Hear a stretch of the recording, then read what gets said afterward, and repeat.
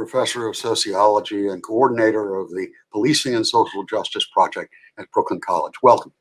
Thank you. You, in looking over some of the material you published, we realize you're sort of on the cutting edge of the issue of restructuring police forces, I guess in New York or across the nation. Can you explain why you take the position and how it fits into the current climate? So I've been working on policing issues for 30 years now, both in the US and internationally. And I've lived overseas, consulted with police departments and human rights groups overseas, as well as across the US. And frankly, that has made me deeply skeptical about the possibility for what we normally think of as police reform. And I think really, ultimately, it's a misguided task, that we're asking the wrong question in a sense. We don't need a kinder, gentler war on the poor. We don't need an unbiased war on drugs. We need to rethink why we've turned every social problem under the sun over to the police to manage. Why we've created a kind of political dynamic that just accepts the fact that we have mass homelessness, failing schools, untreated mental health and substance abuse problems, widespread economic precarity that drives people into black markets of drugs and sex work and stolen goods, and that somehow magically policing is going to fix these problems. But policing is the wrong tool for these problems.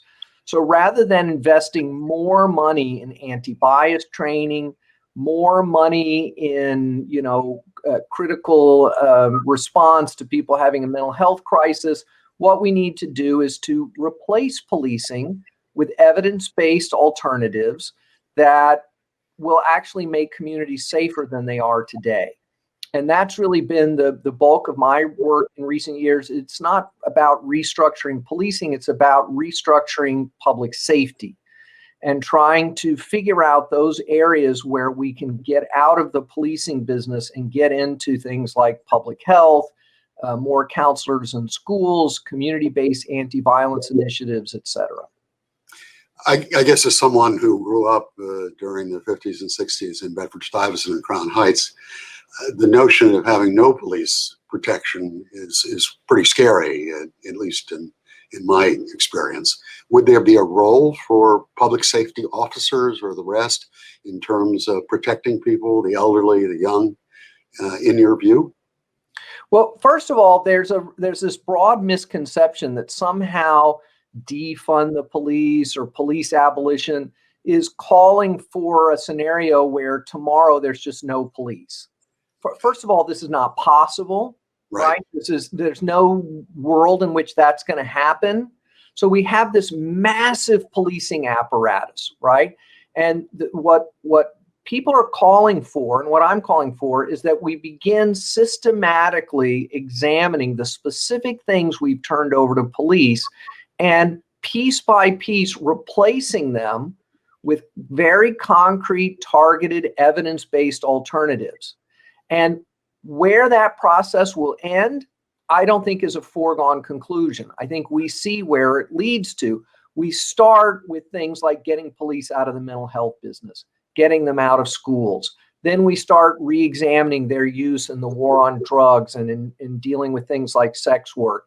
And we have very good evidence-based alternatives, including dealing with domestic violence, dealing with youth violence, gun violence, et cetera. So let's see where that process leads us to. In your work, have you seen examples of the sort of early steps that seem to work towards this goal, both nationally and internationally? Are there strides being made in any locality? Absolutely. I mean, here in the US, we're seeing just recently a big move to get police out of the kind of crisis response calls to folks having a mental health crisis, a substance abuse crisis, homelessness related crisis. So we have some pre-existing examples, like out in Oregon, we have a multi-city model.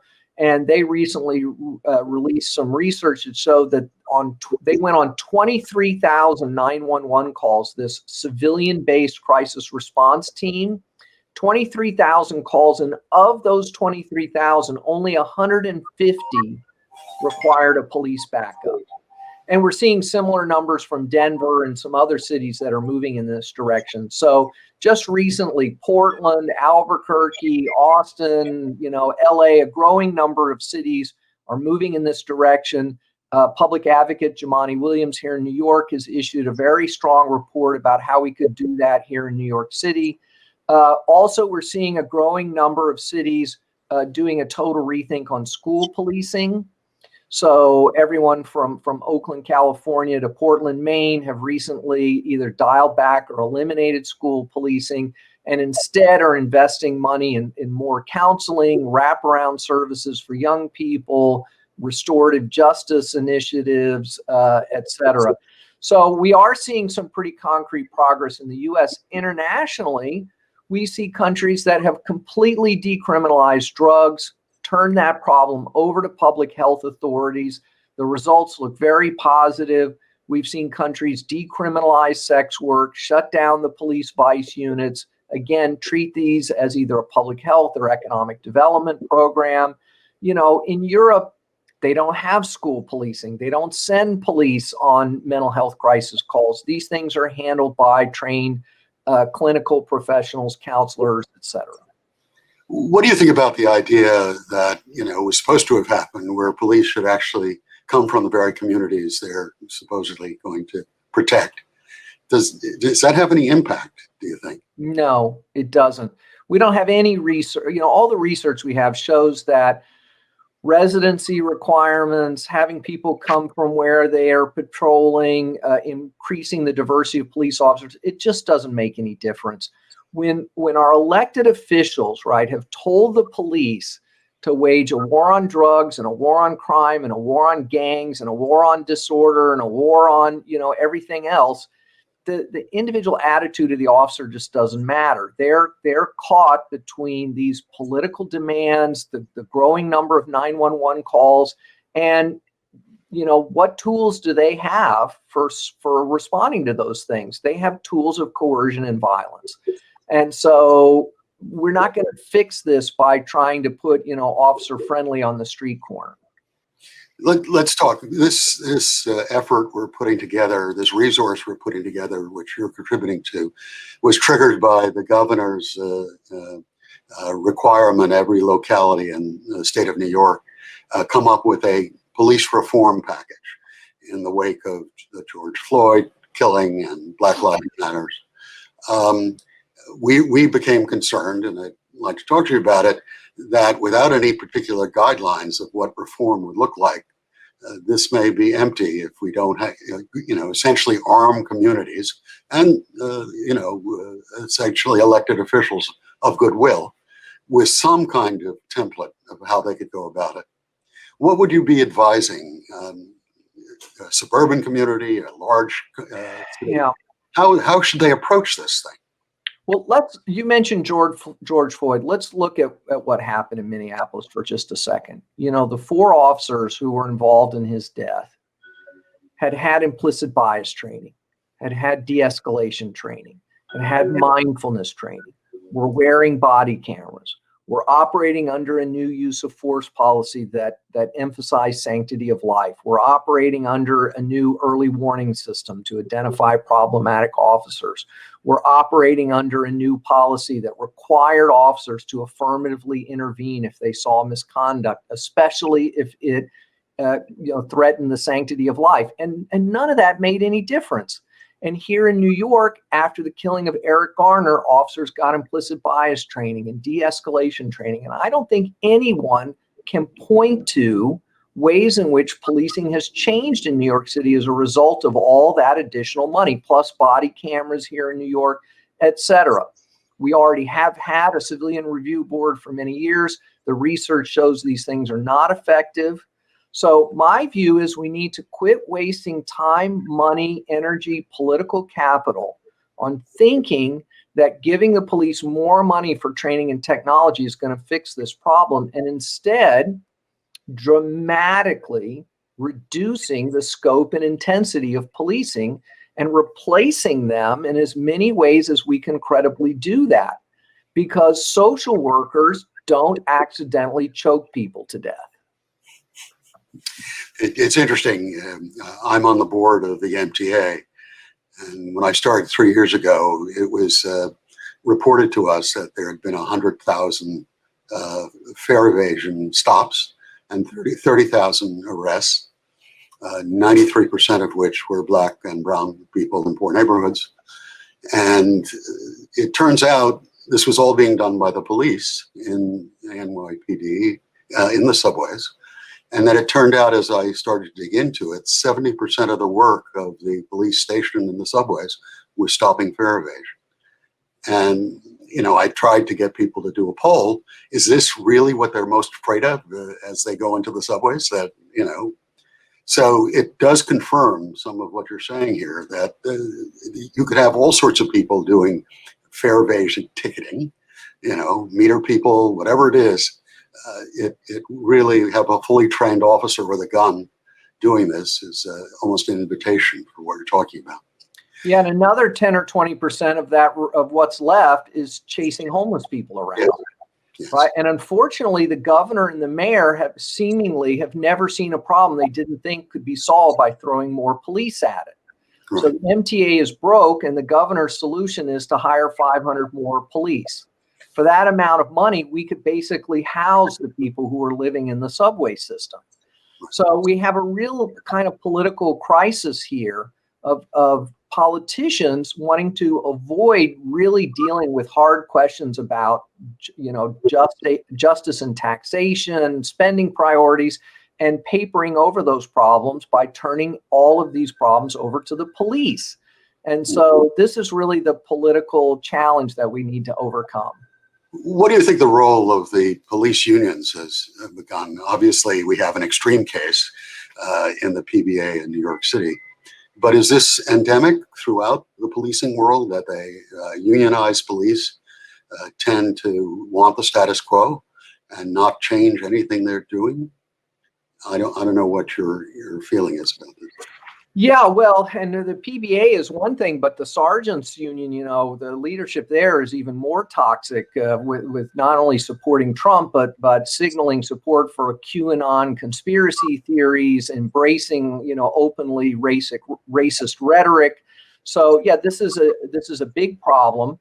We either have to choose between the idea that these unions actually represent the rank and file membership of these police departments, which is incredibly damning, or that they're somehow unrepresentative and the membership is somehow helpless to do anything about it. These unions are, of course, been a major impediment for any kind of oversight, but for my purposes, more importantly, they pour millions of dollars into supporting politicians who want to use criminalization to solve all our problems. And this is part of a kind of thin blue line worldview that says that the best solution to every problem is a coercive authoritarian intervention. And, we just saw some more propaganda out of the PBA along these lines. So what do we do about it? I think that one of the things we got to do is we've got to separate in the minds of politicians the police unions from other unions. Police unions should not be part of the larger labor movement. They should not be considered just another municipal union concerned about pension and health benefits. They embrace a really toxic right-wing politics, as made clear by their support for Donald Trump, not just in New York City, but across the country. And that any politician who takes that money really is working against any kind of progressive agenda. We've also seen, when we approach members of the legislature to try to hold hearings on what the governor proposed, a real skittishness about taking this issue on for fear that it would alienate voters, particularly in suburban communities.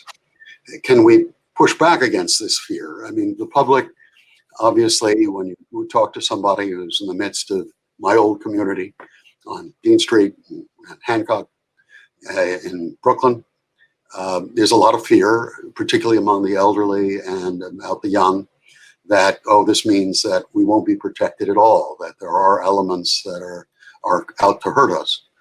How do we address the political matrix? I mean, do you see actually the Black Lives Matter as a distinct change from all the other horrors that have occurred, people being wrongfully killed? Is this a different kind of feeling of this movement that might galvanize some political change? Well, I don't think the moment we're in is dramatically different from moments we've seen in the past, whether it's the civil rights movement, or short-term movements like in the wake of the Rodney King case out in Los Angeles.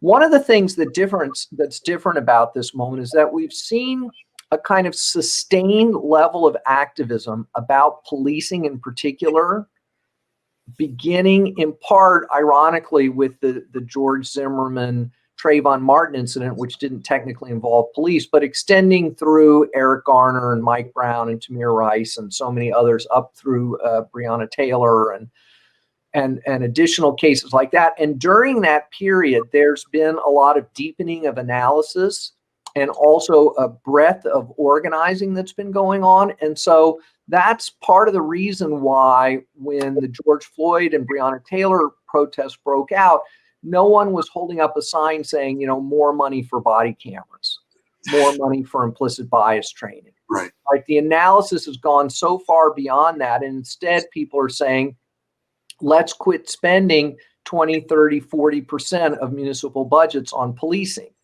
and let's redirect that money into community needs. Now, the challenge that you identified at the beginning is terribly important, because what a lot of people in the community still hear, and of course this is coming out of the mouth of Trump and others, is, oh, this is a movement that wants to do one thing, which is to take away police. And they're like, but we've been told the only thing we can have to address community problems and questions of safety is police. And so it's created this completely false dynamic. So we have to overcome this false choice of police or nothing. And we also have to work with communities to explain that this is a public safety movement. And the point is not to just disappear the police. The point is to build a whole series of community infrastructures that we think will actually make the community safer than it is today, especially for people for whom policing has not been a very successful form of producing safety. As these communities begin their process, what resources would you direct them to? Obviously, we're trying to get the full scope of what a community should be looking at and what resources they should draw on as they prepare this April 2021 report to the governor. Where should they be looking? What should they be gathering? Who should they be talking to? Yeah, so my view is what we need to be doing is similar to what's being talked about in Minneapolis, which is we need to have a series of community-based conversations.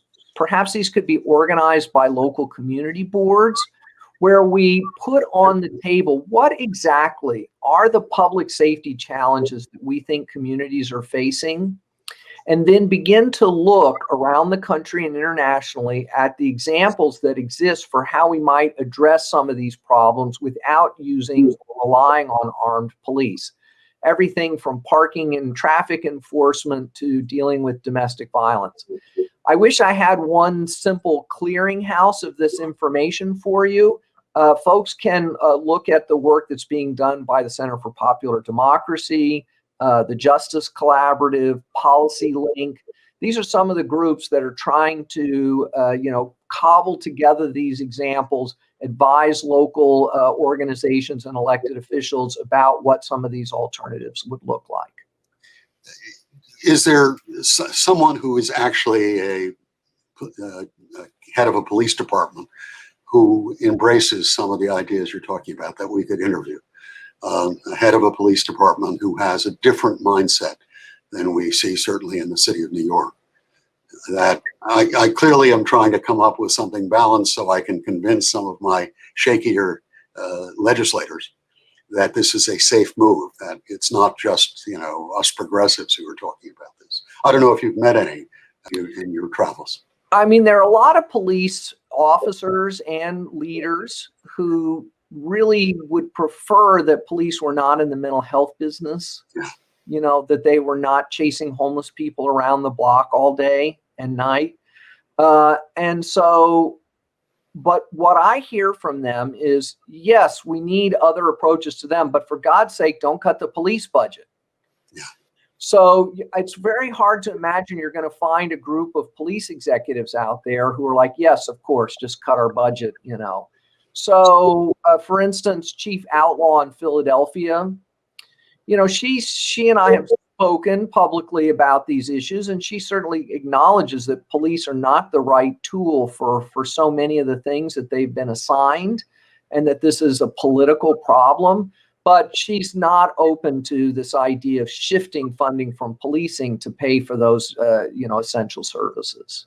What about the notion of, and we've sort of seen it with our meter collection people who are theoretically under the NYPD, but clearly have a different role. I suggested they become the model for fare evasion ticketing, if we had ticketing at all. But is there a way to thread this needle to allow police to keep money and supervise people who are not police officers in the traditional sense? I'm just trying to struggle to figure out how we could get this done, which wouldn't necessarily be defunding and just reallocation of resources in the departments to different kind of service. They've had for many years social workers and psychologists in the police department. I assume that they're not a major part of the operation, but I'm just trying politically to figure out how we could get this done. I think that, unfortunately, that logic is part of how we got into this mess. Yeah. Which was this acceptance of the idea that criminal justice budgets were untouchable, that this was the only part of the budget that we could get increases in. I think David Dinkins made this mistake when he was mayor. In fact, I once had a conversation with Bratton saying, that, Dinkins, used the only political capital he had to get more police. And yes, there were some social services involved too, but it really became primarily about policing. Right. And so I think now we're in a different political moment. I think now is the time to really talk about reducing those budgets and not playing games by just rearranging deck chairs so that those functions are just carried out by a different department. I think we need to talk very concretely about how to address problems through non-policing interventions. And, one of the problems about hiring social workers and outreach workers to the police department is that they still work for the police department, which is not trusted by large segments of the community. You're going to exclude people who are concerned about being undocumented, people who may be on probation or parole, or who have had past problems with the criminal justice system. We really need a completely independent approach to a lot of these problems. You mentioned earlier that the civilian complaint review boards just don't work. Obviously, they haven't been particularly effective. Is there a way to strengthen them in a way that would make them effective, in your view? I'm pretty skeptical about this. I mean, we don't really have any examples nationally that have shown good results. There was a huge amount of political effort by the ACLU and others to get a kind of top-notch model in place in Newark. So, I mean, I'm open to seeing what happens there, but I think really it misunderstands the nature of the problem. Policing causes harms even when the police follow proper procedure. A totally lawful, unbiased, procedurally proper, low-level drug arrest is still ultimately unjust in my view. It's not doing anything to save lives. It's not preventing anyone from getting drugs. It's channeling millions of young people into the criminal justice system. And we just need to take that entire responsibility away from police. Well, thank you very much, Professor. This has really been helpful. And we'll hear from you, hopefully, as this process goes on. And hopefully we can convince the political leadership of the state of New York, at least, that they should change direction. But thank you Let's very hope so, David. Let's hope so. much. Yeah, we'll try. Okay, Thank you. thank you.